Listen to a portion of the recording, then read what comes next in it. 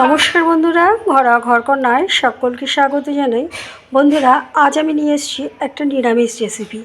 আমি যে প্রতিদিন কি খাবার খাই, যেহেতু আমার সুগার আছে, প্রেশার আছে, কোলেস্ট্রল আছে, সব কিছু আছে, আমার খাবার একটু বেছে বেছে খেতে হয়। প্রতিদিনই আমি আমার জন্য আলাদা রকম রান্না করি। তো আজকে আমার একটা রেসিপি আপনাদের সামনে নিয়ে এসেছি। তা এই নিরামিষ রেসিপিতে নানা রকম আমি সবজি দিয়ে করি, খুব কম মশলায়, একদমই অল্প তেলে আমি রান্না করি। তা প্রথমে নিয়েছি সজনের ডাঁটা, এখানে রয়েছে কিছু পরিমাণ মিষ্টি কুমড়ো, এখানে পটল, এখানে বেগুন, এখানে লাউ, এখানে কিছু পরিমাণ আলু, আর এখানে বরবটি। যত রকম সবজি আমার ঘরে ছিল সব কিছু আমি একটু একটু করে নিয়েছি।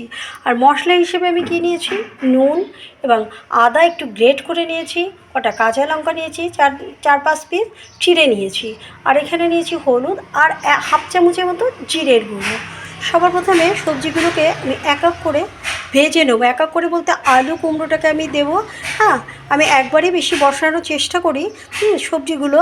আমি দেখুন প্রথমে কি করছি, দেখতে থাকুন কেমন বন্ধুরা। এবার সবার প্রথমে আমি শুকনো খোলায় ধনে আর জিরেটা আমি একটু ভেজে নেব, ভেজে গুঁড়িয়ে নেব। একটু লাল লাল করে ভেজে নেব, ভেজে তারপরে গুঁড়ো করে নেব চপার। তাই আমার একটা কাঠের হামানদিস্তা আছে, হামানদিস্তা।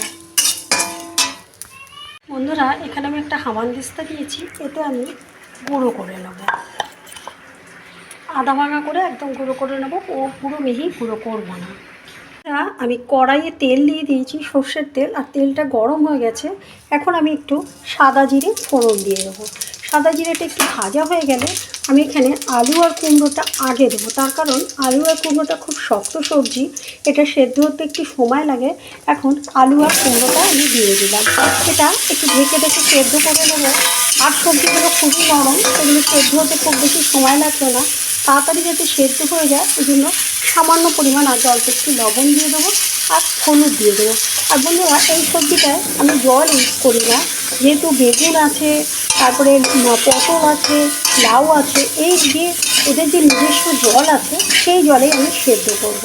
আর সমস্ত সবজি আমি সেদ্ধ হবে, সুসেদ্ধ হবে, অথচ গলে গলে গায়ে গায়ে লেগে যাবে না, সেরকমভাবে আমার খেতে ভালো লাগে। এবার এটা সেদ্ধ হওয়া একটু ভাজা ভাজা করার জন্য আমি একটু ঢেকে দেবো। বন্ধুরা, এবার আমি তুলে দেখব।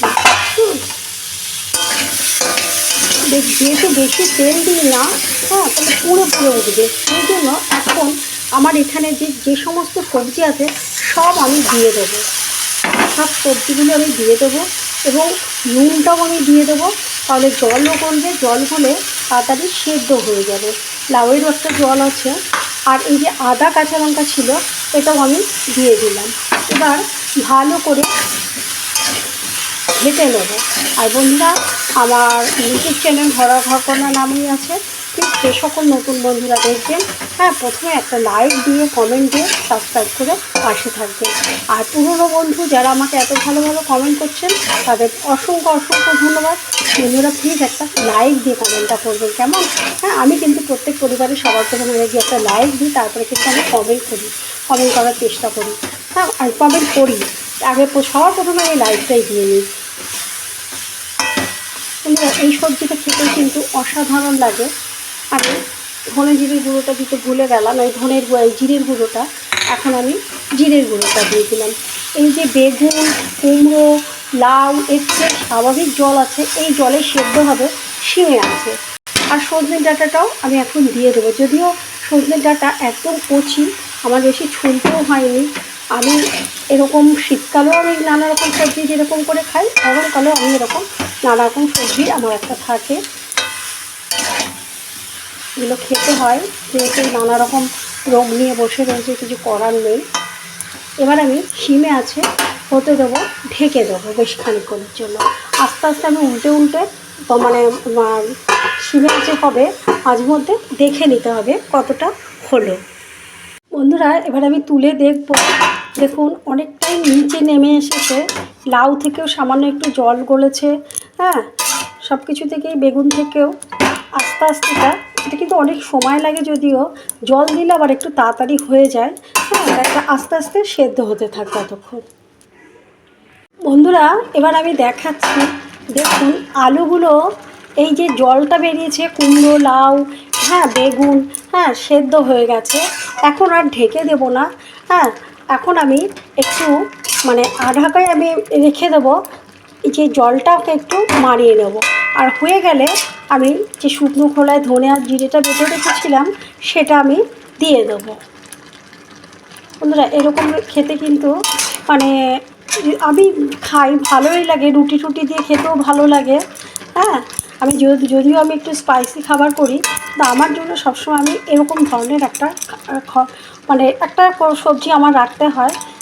আমি খাই না ওই স্পাইসি খাবারগুলো খুব একটা। হ্যাঁ, আমি খাই কোনটা, মাছটা আমার রেগুলার খেতে হয়। সবজি থেকে আমি মাছটা তুলে নিয়ে আমি খাই, কিন্তু আদার্স গ্রেভিটা ওগুলো কিন্তু আমি খাওয়া দাওয়া করি না। আমি আমার জন্য সম্পূর্ণ আলাদাভাবেই আমি করি। তা আমি আজকে সেই কারণেই আমার একটা রেসিপি আপনাদের সঙ্গে শেয়ার করলাম। কেমন বন্ধুরা? বন্ধুরা রেসিপিটা প্রায় শেষের দিকে। এখন এই যে আমি ধনে আর জিরে শুকনো খোলায় ভেজে রেখেছিলাম, আমি এটাই মশলা হিসেবে এটাই ইউজ করি। এই ভাজা ধনে জিরে গন্ধটা ভালোও লাগে, খেতে টেস্টও লাগে। হ্যাঁ, এটা এখন আমি দিয়ে দিলাম। আর একটু আমি শুকনো করবো। দেখুন সমস্ত সবজি সেদ্ধ হয়ে গেছে, কিন্তু আস্ত আস্ত আছে। এই দেখুন কুমড়োটা সেদ্ধ হয়ে গেছে, আস্ত রয়েছে। আমি ঠিক এইভাবেই রাখার চেষ্টা করি। ডাটাও সেদ্ধ হয়ে গেছে। আর একটুখানি ঢেকে দেবো যাতে গন্ধের ফ্লেভারটা এর ভেতরে থাকে। হ্যাঁ, এখন আমি ঢেকে কিছুক্ষণ রেখে তারপর আমি নামিয়ে নেব। বন্ধুরা আমার এই নিরামিষ সবজির রেসিপি আমার হয়ে গেছে, এখন আমি নামিয়ে নেবো। দেখুন একটুও নিচে নেই। হ্যাঁ, একটু এরকম থাকলে পারে বেশি ভালো লাগে খেতে, রুটি দিয়েও খাওয়া যায়।